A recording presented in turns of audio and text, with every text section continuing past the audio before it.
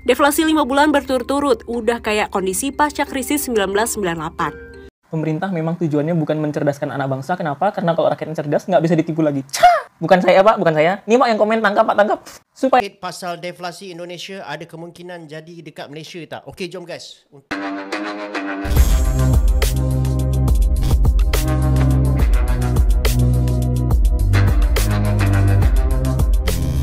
Assalamualaikum warahmatullahi wabarakatuh, geng. Berjumpa lagi bersama saya Iki. Gimana kabar-kabar saudara-saudara, sahabat-sahabat saya? Semoga kabar kalian selalu baik-baik saja, dilindungi oleh Allah Subhanahu wa taala, dijauhkan dari segala bala musibah dan diberi umur panjang. Amin ya robbal alamin. Oke, geng, seperti biasanya di video kali ini Ikinya akan nge-reaction sebuah video yang telah di-tag maupun yang telah terjumpa di TikTok. Dan di video kali ini Ikinya akan nge-reaction sebuah video berapa bulan ini ataupun akhir-akhir bulan ini, geng, Indonesia mengalami inflasi ataupun inflasi kayak gitu ya, geng, ya. Apakah Malaysia juga akan mengikuti jejak Indonesia ataukah gimana prosedurnya? Jom kita simak penjelasannya dari abang ini, geng, yang Iki akan reaction buat kalian semua. Kalau Iki bicara di awal video nanti takutnya tersalah pahamkan daripada netizen-netizen kita, daripada Konoha ya, geng, ya. Biasanya mengambil video segelintir sekejap ucapan Ikinya saja, tidak menonton video itu sampai akhir kayak gitu. Makanya tersilap komunikasi di kolom komentar. Dia sebelum menonton video sampai akhir, dia terus mengatakan yang bukan-bukan ya, geng, ya. Oke, kita simak dulu videonya seperti apa. Tapi sebelum simak, jangan lupa dulu dong, geng, sokong channel ini dengan cara apa? Subscribe, like, comment, and share-nya. Apa-apa benda, silahkan komen di bawah. Janji, jangan bergaduh. Oke, kita simak dulu videonya seperti apa. Let's go. Indonesia lagi ngalamin deflasi 2 bulan terakhir. Ini pertanda baik atau buruk ya?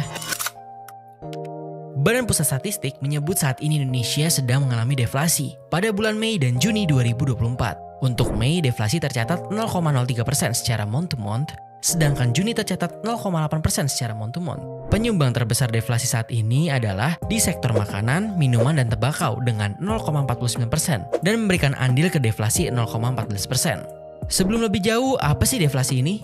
Kalau menurut OJK, deflasi adalah keadaan di mana daya beli uang meningkat di periode tertentu karena jumlah uang yang beredar lebih kecil dari jumlah barang dan jasa yang tersedia. Saat deflasi ini, harga barang mengalami penurunan karena konsumen lebih memilih alternatif lain untuk memenuhi kebutuhannya. Padahal di periode tadi, Indonesia punya momentum Idul Adha dan libur sekolah yang biasanya membuat masyarakat cenderung belanja.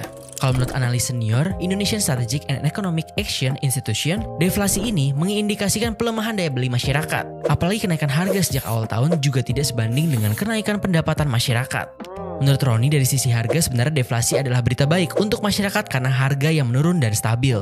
Tapi, kalau dari sisi mikro karena harga melandai dan permintaan mulai turun, hal ini bisa menurunkan kontribusi rumah tangga ke pertumbuhan ekonomi. By the way, kalau menurut ekonom Indef, kalau di bulan Juli 2024 terjadi deflasi lagi, maka ini akan berimbas ke pertumbuhan ekonomi domestik. Nah, kalau gini, waktu yang tepat kita naik gaji nggak sih? Supaya daya beli nantinya meningkat. Deflasi 5 bulan berturut-turut, udah kayak kondisi pasca krisis 1998. BPS mencatat deflasi September 2024 sebesar 0,12%. Deflasi beruntun dialami Indonesia sejak Mei 2024 lalu. Menurut PLT Kepala BPS Amalia Widyasanti, RI juga pernah alami deflasi berkepanjangan 7 bulan berturut-turut pada Maret sampai September 1999. Tapi itu karena sebelumnya inflasi meroket, harga-harga barang turun kembali ke normal. Nah, kata Amalia, deflasi 5 bulan pada 2024 ini didorong oleh penurunan harga, terutama komoditas pangan, mulai dari cabai, kentang, telur ayam, sampai daging ayam. Itu terjadi karena pasokan meningkat di masa panen, juga turunnya biaya produksi. Meski deflasi sering dikaitkan sama penurunan daya beli, Amalia menekankan tak ada kesimpulan pasti yang bisa diambil cuma berdasarkan inflasi atau deflasi. pemerintah memang tujuannya bukan mencerdaskan anak bangsa. Kenapa? Karena kalau rakyatnya cerdas, nggak bisa ditipu lagi. Bukan saya, Pak. Bukan saya. Ini, Pak, yang komen. Tangkap, Pak. Tangkap. Supaya saya nggak dibilang memfitnah, ini saya kasih bukti aja. Berita beberapa hari lalu bilang bahwa Indonesia kan lagi deflasi nih. Tapi pemerintah malah bilang, oh ya, bagus dong. Berarti pemerintah sukses mengendalikan harga. Ini kalau ada yang percaya, emang kebangetan udah. Deflasi itu penurunan harga barang dan jasa secara terus-menerus. Penyebabnya apa? Daya beli masyarakat turun. Kenapa kok daya beli masyarakatnya turun? Bisa jadi karena pendapatan menurun, ekonominya nggak stabil, atau pasarnya nggak menentu. Apa buktinya bang? Kemarin saya lihat di berita, ada orang jual bayinya 15 juta. Jual bayi. Ya gimana? Hidup nggak bisa. Kemarin juga ada berita ojol sampai harus mengakhiri nyawanya sendiri. Karena nggak bisa bawa uang ke rumah. Bayangin, masyarakat bingung, pelaku usaha juga bingung. Nggak ada yang mau beli, profit dari mana, investasi turun. Pokoknya semua diturunin lah. Apa jadinya kalau pelaku usaha nurunin investasinya? Nggak mau buka pabrik lagi, nggak mau buka toko lagi. Apa jadinya? Pengangguran, karyawan pada di PHK. Apakah ini kesuksesan? Jadi jangan kebalik. Bukan pemerintah berhasil menurunkan harga, tapi harga udah diturunin, masyarakat nggak mampu beli. Terus kenapa pemerintah bisa ngomong, oh kita tuh sukses mengendalikan harga? Makanya, jangan gampang percaya sama berita. Silakan kalian semua baca buku ini. The Road to Serfdom. Di buku ini tuh dijelasin, kalau pemerintah itu tetap sering ngelakuin intervensi terhadap ekonomi lewat berita. Narasinya dibikin-bikin gitu kan. Bener apa enggak? Ambigu. Selalu di tengah. Kalau orang yang kritis, ya udah ngerti. Ini belok nih maksudnya. Tapi kalau orang yang gampang percaya, ya ditelan-telan aja itu berita. Makanya di zaman sekarang kalian perlu follow influencer-influencer yang bisa ngasih informasi yang jelas, yang bener, yang nggak dimanipulasi. Contohnya saya ikutin live saya juga tiap jam 21.00 WIB. Dan tonton juga video-video saya dan beli buku-bukunya. Supaya minimal kita nggak ngangong-ngangong waktu dikasih berita yang melelelel. Pasal deflasi Indonesia ada kemungkinan jadi dekat Malaysia tak? Okey, jom guys. Untuk kali ni saya nak explain dengan korang tentang deflasi dekat. Kalau kita tengok laporan berita dekat luar negara, kita akan nampak ada berita dekat luar negara ni yang dah melaporkan bahawa Indonesia sudah pun masuk ke dalam fasa deflasi ataupun deflation. Contohnya berita macam ni dan juga macam ni. Jadi persoalannya, benarkah Indonesia ni sudah berhadapan dengan deflasi ataupun tidak? Okey, jom kita jawab dulu soalan ni. Sebenarnya, ada 3 kebarangkalian kasar guys yang boleh berlaku. Dan untuk itu, kita kena kembali kepada technical definition. Yang pertama adalah inflasi. Apakah inflasi guys? Inflasi adalah satu keadaan di mana inflasi itu berada dekat paras yang positif. Kalau korang tengok carta, dia positif, inflation means that itu adalah inflasi. Yang kedua pula, inflasi pun boleh pergi kepada kosong. Ingat tak dulu kita ada kempen inflasi sifar wawasan kita? Dululah yang lahir pada tahun 1980-an, dia pernah dengar kempen tu. Okey, yang ketiga pula kita ada deflasi. Apa maksud deflasi? Deflasi ni bermaksud kadar inflasi itu menjadi negatif. Okey, jom saya tunjukkan korang deflasi tu macam mana. Ini adalah pergerakan kadar inflasi dekat Malaysia. Kalau korang tengok dekat situ kan nampak warna oranye ni kan? Yang ini warna biru kan? Warna oranye ni adalah keadaan di mana kita berhadapan dengan deflasi. Ini berlaku pada sekitar tahun 2020 yang mana pada masa tu ekonomi kita lemah dan bila ekonomi lemah, perbelanjaan pun lemah, maka inflasi ditarik ke bawah ke paras yang negatif. Selebihnya yang warna biru ni, selagi dia positif, dia adalah inflasi.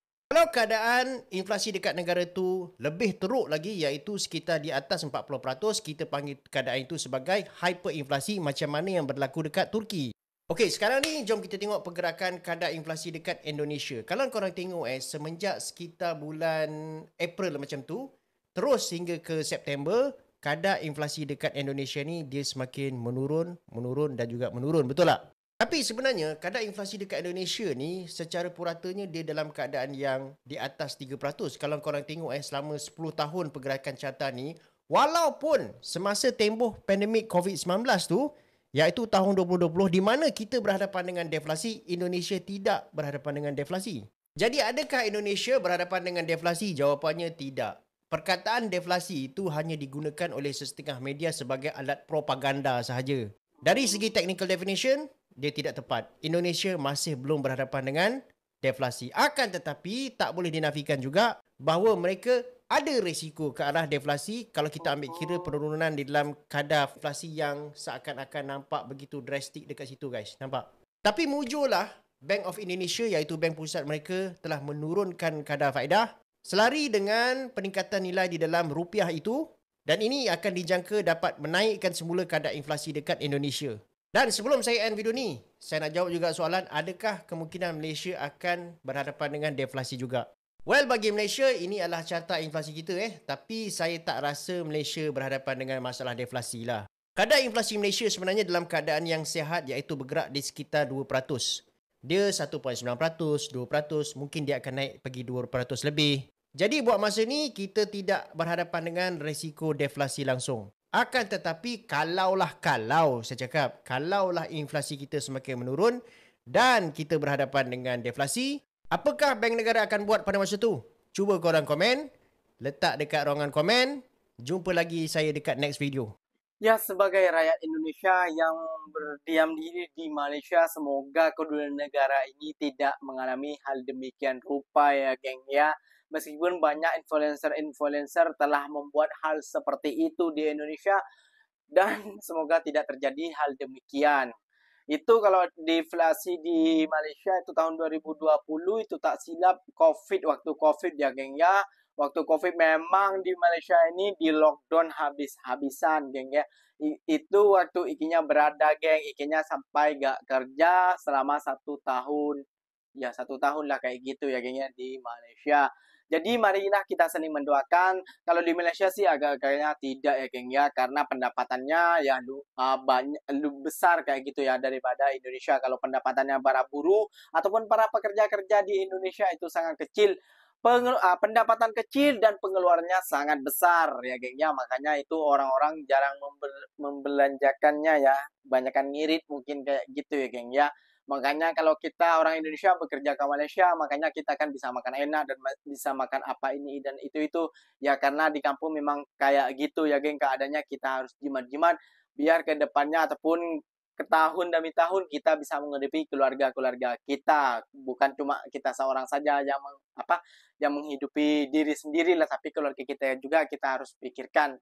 Makanya akhirnya kalau bekerja di Indonesia, kemungkinan sangatlah susah untuk menabung jangankan menabung, untuk buat makan sehari-hari aja masih berpikir-pikir mau makan inilah, mau makan itulah, masih berpikir ya geng ya. Tapi kalau di Malaysia, kalau sudah dapat gajian ataupun sudah mendekati gajian, kita bisa belanja apapun yang kita inginkan. Separuhnya kita buat makan, separuhnya kita buat simpan, separuhnya lagi buat investasi. Nah, itu geng, mungkin videonya sampai di sini saja. Semoga video ini bermanfaat dan semoga kita saling mendoakan negara Malaysia dan Indonesia tidak terjadi endoflasi lah kayak gitu ya geng ya. Oke, ikinya pengen undur diri dulu. Wassalamualaikum warahmatullahi wabarakatuh geng. Berjumpa lagi di next video. Bye bye.